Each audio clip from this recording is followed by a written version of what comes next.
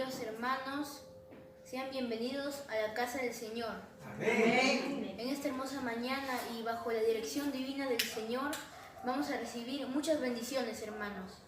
Les invito a abrir la palabra del Señor en el libro de Proverbios, capítulo 20, verso 24. Dice: de Jehová son los pasos del hombre. ¿Cómo pues entenderá el hombre su camino? Hermanos, hoy nosotros entendemos nuestro camino y en qué camino estamos andando. Hermanos, nuestro orador principal y predicador de nuestra iglesia, el hermano Rafael Pereda, explicará la meditación esta mañana titulada Los dos caminos. Recibámoslo entonces con un fuerte amén. Amén. Cuando una persona nace, aún sin saberlo, le espera por recorrer dos grandes caminos. Uno de ellos nos conduce a la vida eterna y el otro nos conduce a la perdición. Les invito a abrir, hermanos, la palabra de Dios en el libro según el Evangelio de San Mateo, capítulo 7, verso 14, 13 y 14. La Escritura dice de esta manera: entrad por la puerta angosta, porque ancha es la puerta y espacioso el camino que lleva a la perdición, y muchos son los que entran por ella. Pero angosta es la puerta y angosto es el camino que lleva a la vida, y pocos son los que la hallan. Queridos hermanos, cuando una persona nace, como dije al principio, aún sin ya saberlo, no se da cuenta en qué camino va a andar cuando sea niño, adolescente y adulto. El niño todavía no entiende, pero ya está marcada una vida. A través de los padres, la educación de los niños es muy importante, porque de ahí va a depender mucho en qué camino se va a encontrar. Cuando Dios hizo al hombre, lo inculcó para que vaya por un buen camino. Era el único camino que debería el hombre recorrer. Pero a través del pecado se formaron entonces dos grandes caminos. En el primer camino, cuando Jesús explica en este pasaje bíblico, según San Mateo, aconseja y dice entrar por la puerta angosta. Y después empieza diciendo por el camino del mal. Dice, porque ancho es el camino y espacioso, pero que nos lleva a la muerte y a la perdición. Queridos hermanos, nosotros tenemos que recorrer uno de esos dos caminos. Ahora la pregunta es, ¿qué camino tomar? ¿Cuál es el camino que debemos andar nosotros? ¿En qué camino estamos andando? ¿Cuál es el camino que nos llevará a la vida eterna?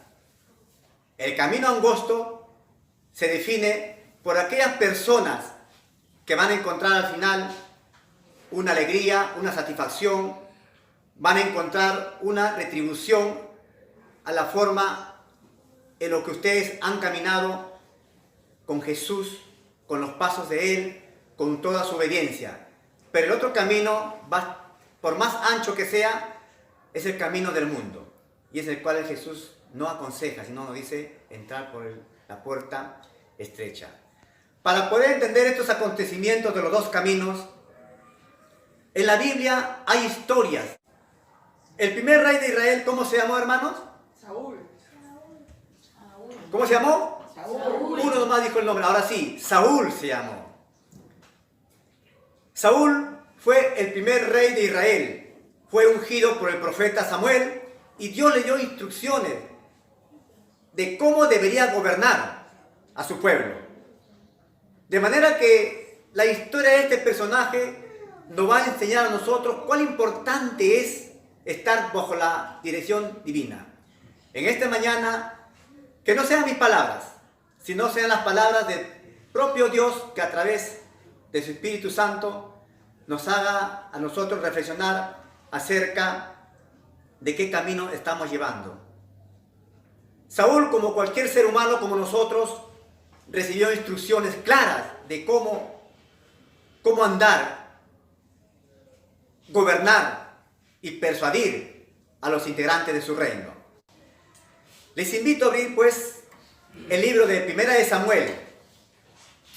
Primera de Samuel capítulo 15, verso 13.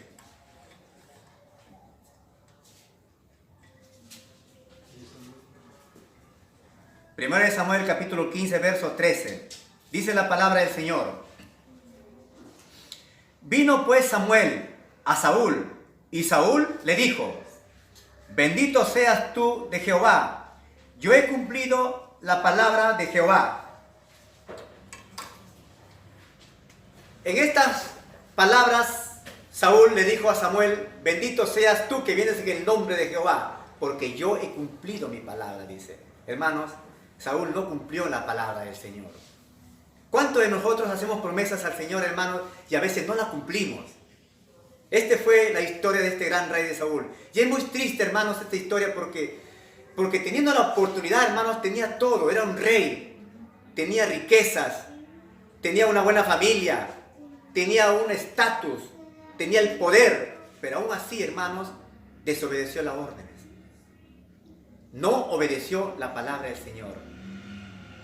Tres cosas o tres errores principales que Saúl cometió en su vida. El primer error que Saúl lo cometió, hermanos, cuenta la historia que este hombre debería de esperar 7 días para que viniera el profeta Samuel y levantara holocaustos. Tenía que enfrentarse el pueblo de Israel frente al pueblo filisteo. Y en vez de que Saúl esperara pacientemente, desobedeció las órdenes y en su desconfianza y su incredulidad, por un momento fue incrédulo y a la hora venía, se cumplió los días que tenía que venir el profeta, pero Saúl, hermano, la impaciencia y la incredulidad hicieron que él desobedecieron las órdenes explícitamente dadas por Dios a través del profeta Samuel. ¿Qué hizo Saúl? Él mismo tomó con su armadura en su cuerpo, con su espada, levantó holocaustos para el Señor. Ese era un trabajo que no le concedía a él, le concedía solamente a un ministro, en este caso al profeta Samuel. Los levitas tenían los encargados de levantar holocaustos. Actuó locamente, no era. Y por lo tanto, él, en vez de justificar y de demostrar que había cometido un error, se quiso autojustificar. El pecado que cometió Saúl fue el pecado de presunción. Presumía de que él podía levantar también los holocaustos como ser humano, pero para Dios no es así. Solamente los encargados de levantar los holocaustos eran el profeta Samuel y los encargados del tabernáculo de reunión que levantaban los sacrificios para Jehová. Ese fue el primer error en su vida, hermanos, que cometió Saúl. Más adelante lo vemos también ahora en la guerra contra los amalecitas. Dios había dado instrucciones exactas de que ese pueblo de Amalek, por oponerse el paso allá, en el inicio, en el éxodo del pueblo de Israel, para ir a la tierra de Canaán, ese pueblo de Amalek siempre se enfrentaba a Dios. Entonces la palabra de Dios dijo que algún día ese pueblo va a tener que ser borrado de la memoria de Dios, de Jehová. Ahora tenía la oportunidad a Saúl, la segunda oportunidad. Y en vez de obedecer estrictamente las órdenes de Dios, dijo: acaba con ese pueblo, voy a borrar de la faz de mi memoria a ese pueblo de Amalek por oponerse el camino. Porque no se enfrentó a los hombres, sino se enfrentó a Dios. Y todas las personas que se enfrentan de esa manera desafiante a Dios, tarde o temprano, van a caer. Le pasó al pueblo de Amalek. Pero ¿qué hizo Saúl, hermanos? No obedeció las órdenes. Entre tanto que él, para que la gente le honraran a él, trajo prisionero al rey de los amalecitas. Los trajo como prisionero de guerra. Y no solamente eso, trajo también a las vacas, a los demás engordados. Los trajo como prisioneros de guerra, como botín. El profeta Samuel otra vez le dijo: locamente has actuado. Le dijo: ¿qué son estos que estoy escuchando? ¿No son válidos?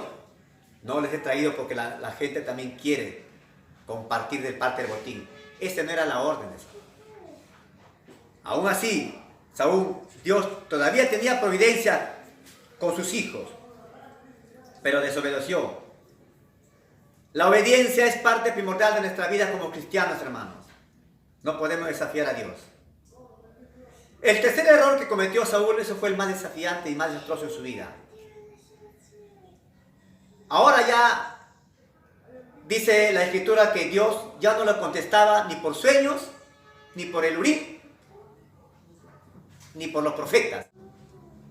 Al no contestarle nada, Saúl se daba cuenta de que Dios lo había dejado momentáneamente de su lado. Momentáneamente de su lado. Porque Dios todavía quiere que el ser humano, hermano, hasta el último momento, él reconozca que ha actuado mal. El primer error de Saúl, la incredulidad y la impaciencia. El segundo error, la desobediencia. Ahora el tercer error, hermanos, fue lo más desastroso. En vez de arrepentirse y decir, Señor, cometí dos grandes errores, ahora quiero volverme a ti, enséñame el camino en que debo andar. En vez de recurrir a él, ¿se fue a dónde? A la pitonisa allá en la ciudad de Endor. Ahí se fue, a ese lugar oscuro, tenebroso, lejos de la providencia del Señor. Y se fue y consultó a la pitonisa de Endor. Qué ilustración, hermanos, más desastrosa. Qué cuadro más doloroso. El primer rey de Israel, que fue ungido por parte de Dios, ahora iba cautivo a las manos de una bruja, de una pitonisa que le iba a consultar a un muerto. Supuestamente le iba a consultar a Samuel. Samuel ya había muerto ya y quería que la pitonisa le consultara qué es lo que debía hacer nuevamente frente a una intervención militar. Y cayó drásticamente. Ahora sí, Saúl fue desechado de la mano del Señor. ¿Y cómo terminó la vida de Saúl, hermano? Termina como muchas personas que no aceptan la voluntad del Señor, que no aceptan seguir por el camino correcto. Ahí está marcado entonces la palabra de Jesús cuando dijo, entrar por la puerta estrecha. Saúl al principio estaba en la puerta angosta, pero después, hermanos, desafió las ordenanzas de Dios y se fue al camino ancho. El camino ancho, hermano, representa el mundo, que es espacioso y todos los encuentran, pero es un camino que lleva ¿a dónde? Nos conduce a la muerte. El Proverbios, hermanos, 14:12 nos dice, hay camino que al hombre le parece derecho, pero que su fin es camino ¿de qué? De muerte. Saúl estaba andando por un camino de muerte y él no entendía, no reconocía que estaba por un mal camino. Así es el ser humano a veces nosotros, hermanos. ¿En qué camino estamos andando nosotros ahora, hermanos? Solo usted y yo sabemos en qué camino estamos andando. Si estamos andando en el camino correcto, en el camino del bien o en el camino del mal. Saúl estaba andando en el camino del mal, porque Dios ya no le contestaba, hermanos. Hay gente que espera hasta el último momento para decir, ahora me arrepiento, pero es demasiado tarde, hermano. La muerte te lleva. Nadie está dispuesto a tener una vida duradera sin saber lo que va a ocurrir el día de mañana. Puede morir de un ataque al corazón, de un paro cardíaco o de un accidente. La vida nadie lo tiene comprada, hermano. Solo Dios sabe cuándo vamos a perecer. No obstante, debemos andar, hermanos, por el camino angosto, que es lo más recomendable. En el camino angosto, hermanos, hay pruebas, hay luchas, pero Dios nos da la victoria, hermanos. Amén. Amén. El Salmo 32:8 nos aconseja y nos dice, te haré entender y te enseñaré el camino en que debes andar. Sobre ti fijaré mis ojos, dice. Imagínate que estas palabras fueron dichas por David. Y él aconseja. Dios nos dice a nosotros, hermanos, te haré entender. ¿Cuánto queremos entender, hermanos? Amén. Y te enseñaré el camino que debes andar. Dice, Dios nos va a enseñar el camino que debemos andar. Pero ¿dónde nos damos cuenta? Cuando estudiamos su palabra. Solo así podemos entender las palabras que Jesús dijo. Entrar por la puerta angosta. Jesús dijo en Juan 14:6, yo soy el camino, la verdad y la vida. Nadie viene al Padre si no es por mí. Él es la puerta, hermano. Él es la puerta en la cual nosotros todos debemos andar. La meditación tiene por título, hermanos, dos caminos. Y hay dos caminos en esta vida que nosotros debemos recorrer. Para Dios hay dos caminos, pero solamente uno es aquel que nos va a dar la victoria a través de Cristo Jesús. Y aprendamos de Él, que es manso y lleno de misericordia. Aprendamos de los buenos ejemplos de la Biblia que nos enseña de muchos personajes. Hoy hemos tocado la oscura y triste historia del rey Saúl. Nosotros somos bendecidos también por Dios, así como fue Saúl. Y debemos mantenernos firmes, hermanos, pase lo que pase en nuestra vida, porque la vida está llena de muchas circunstancias. En el mundo tendréis aflicción, dijo Jesús, pero no temáis, yo he vencido al mundo, dijo.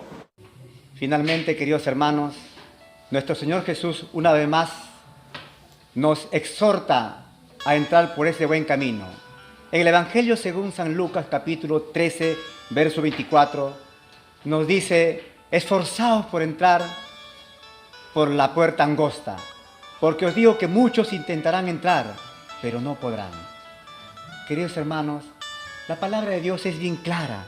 Estemos en ese camino correcto que Dios nos ha puesto para cada uno de nosotros. En ese camino vamos a tener mucha paz, vamos a tener mucha alegría, vamos a poder amar a nuestro prójimo. En ese camino nos va a ir bien en nuestra vida espiritual, en ese camino nos va a ir bien en nuestros estudios, en ese camino nos va a ir bien en nuestro trabajo. En todo lo que emprendamos en ese camino, hermanos, nos va a ir bien, porque estamos bajo la dirección divina. Dios está con nosotros, hermanos. Por lo contrario, el apóstol Pablo, hermano, en su segunda epístola a los Corintios,